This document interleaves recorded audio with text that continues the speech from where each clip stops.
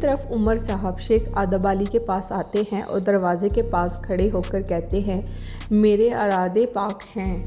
اسی دوران اقچا درویش کہتے ہیں کہ آپ فکر نہ کریں، سب ٹھیک ہو جائے گا، جو تکلیف دیتا ہے وہی علاج کرتا ہے۔ اقچا درویش کہتے ہیں کہ آنسو دل کے میل کو صاف کر دیتے ہیں عمر صاحب۔ تو عمر صاحب کہتے ہیں افسوس کا کوئی علاج ہے؟ تو اقچا درویش کہتے ہیں ان کا کوئی علاج نہیں، جن کو کوئی افسوس نہیں ہوتا۔ اقچا درویش عمر صاحب کو شیخ آدب علی کے پاس لے کر آ جاتے ہیں۔ آدب علی کے پاس کمرال ابدال بیٹھے ہوئے ہوتے ہیں، تو وہ شیخ آدب علی سے کہتے ہیں کہ یہ منگول کب تک ہمارے بچوں اور معصوم لوگوں پر ظلم کرتے رہیں گے۔ تو شیخ آدب علی کمرال ابدال سے کہتے ہیں کہ ہر برائی میں ایک بھلائی ہوتی ہے کمرال ابدال۔ اسی دوران عمر صاحب کمرے میں آ جاتے ہیں اور کمرال ابدال اٹھ کر چلے جاتے ہیں۔ شیخ آدب علی عمر صاحب کو بیٹھنے کا اشارہ کرتے ہیں تو وہ بیٹھ جاتے ہیں اور کہتے ہیں میرے شیخ مجھ سے بہت بڑی غلطی ہو گئی ہے، جس کی وجہ سے کہیں جانیں گئیں اور معصوم بچے مر گئے۔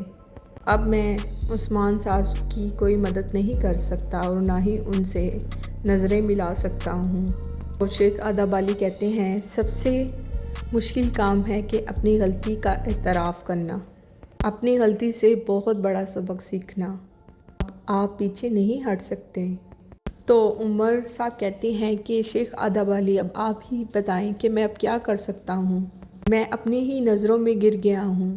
تو شیخ آدب علی کہتے ہیں کہ آپ ایک اتحاد کا حصہ بنیں جو عثمان صاحب قائم کرنے کی کوشش کر رہے ہیں۔ آپ اپنے حصے کا کام کریں، آپ کی غلطیوں کا ازالہ خود ہی ہو جائے گا۔ ہجرت کرنے کے لیے ترکوں کے پاس کوئی اور جگہ نہیں ہے، آپ کہاں جائیں گے؟ یہیں رہیں گے اور یہاں سے کہیں نہیں جائیں گے۔ ہم زمینوں کو قربانیوں کے ساتھ حاصل کریں گے انشاءاللہ۔ دوسری طرف دوگائے اپنے تخت پر کھڑا ہوتا ہے اور جنگ کے لیے پوری طرح سے تیار ہوتا ہے۔ تو اسی دوران جموا آتا ہے اور کہتا ہے کہ ہمارے سپاہی سوگت اور قبیلے کے قریب ہیں، ہم حملے کے لیے تیار ہیں۔ دوگائی کہتا ہے کہ رات کی روحیں صبح کو ہمیں خون پیش کریں گی۔ قبیلے میں اور سوگات میں وہ لوگ عبادت کر رہے ہوں گے تو زمین پھٹے گی، تو ہر طرف خون ہی خون پھیل جائے گا۔ یہ سن کر منگول سپاہی تلواروں کو لہرانا شروع کر دیتے ہیں۔ ملہون خاتون خیمے میں آتی ہیں اور عمر صاحب کو نہ پا کر کہتی ہیں بابا آپ کہاں ہیں؟ اسی دوران ملہون خاتون کو خیال آتا ہے کہ عمر صاحب مرنے والی بچی کا سن کر بہت پریشان ہو گئے تھے۔ وہ گھبرا کر خیمے سے باہر آتی ہیں اور علیجہ سے پوچھتی ہیں کہ آپ نے عمر صاحب کو کہیں دیکھا ہے؟ علیجہ کہتی ہے کہ میں نے ان کو نہیں دیکھا۔ پوچھتی ہیں سب خیر ہے؟ تو ملہون خاتون کہتی ہیں کہ ہمیں اسی وقت عمر صاحب کے قبیلے جانا ہوگا، وہی ہماری مدد کر سکتے ہیں۔ صبح ایک درویش ناشتہ لے کر آتا ہے تو وہ عمر صاحب کو وہاں نہ پا کر پوچھتا ہے اقچا درویش عمر صاحب کہاں چلے گئے ہیں؟ اقچا درویش کہتے ہیں کہ وہ صبح کی روشنی میں اندھیرے کے پیچھے چلے گئے، جبکہ دوسری طرف عمر صاحب اپنا گھوڑا دوڑاتے ہوئے دوگائی کے پاس جا رہے ہوتے ہیں۔ یار گوجو گھوڑے پر سوار ہو کر دوگائی کے ڈیرے پر پہنچتا ہے تو جموا کہتا ہے یہ کہاں سے آ گئے؟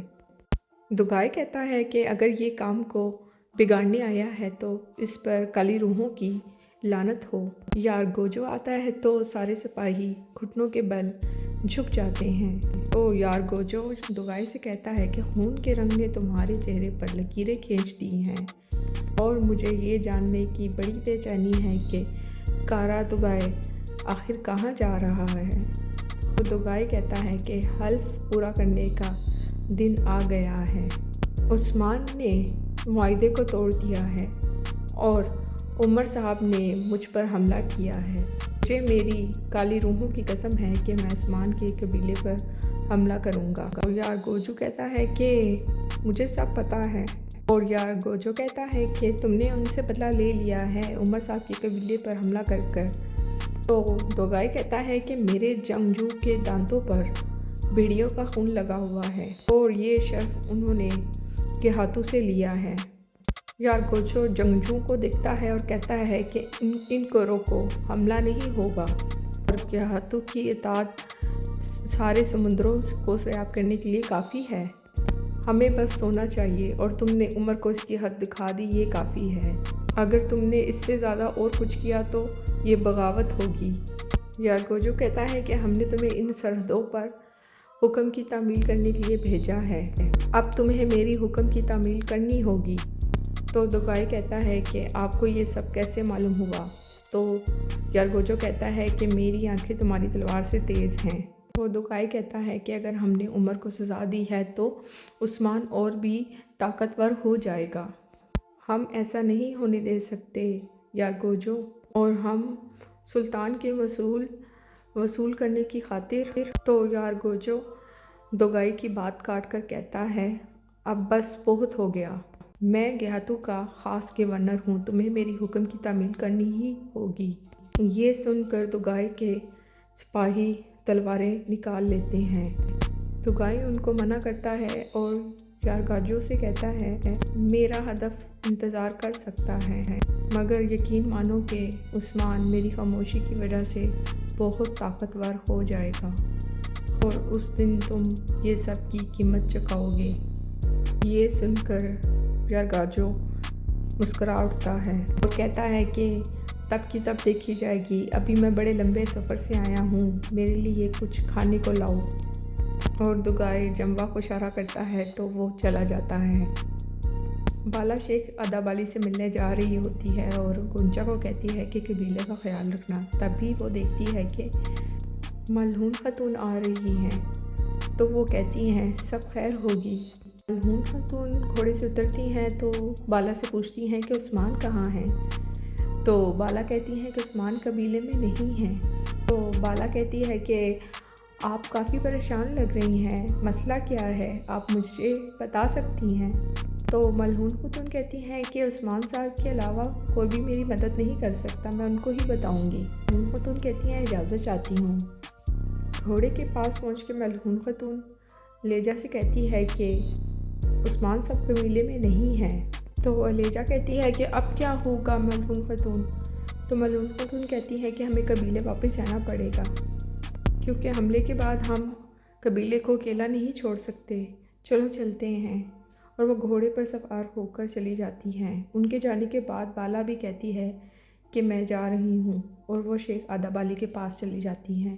دوگائی سخت غصے میں ہوتا ہے اور سپاہیوں کو غصے سے اٹھا کر نیچے پھینکتا ہے۔ جموا کہتا ہے دوگائی آپ اپنے غصے پر قابو رکھیں، مجھے پتہ ہے کہ آپ یارگوجو کے آنے کی وجہ سے پریشان ہیں۔ دوگائی کہتا ہے کہ میں اس کے آنے پر پریشان نہیں ہوں، مجھے اس چیز کا غصہ ہے کہ اس کو ساری معلومات کس نے دی۔ میرے پاس کوئی جاسوس ہے، میں اس کو ڈھونڈ نکالوں گا اور اس کی چمڑی کو اتار کر اپنے خنجر کی میان بناؤں گا۔ اسی دوران منگول سپاہی کہتا ہے کہ عمر صاحب آ رہے ہیں۔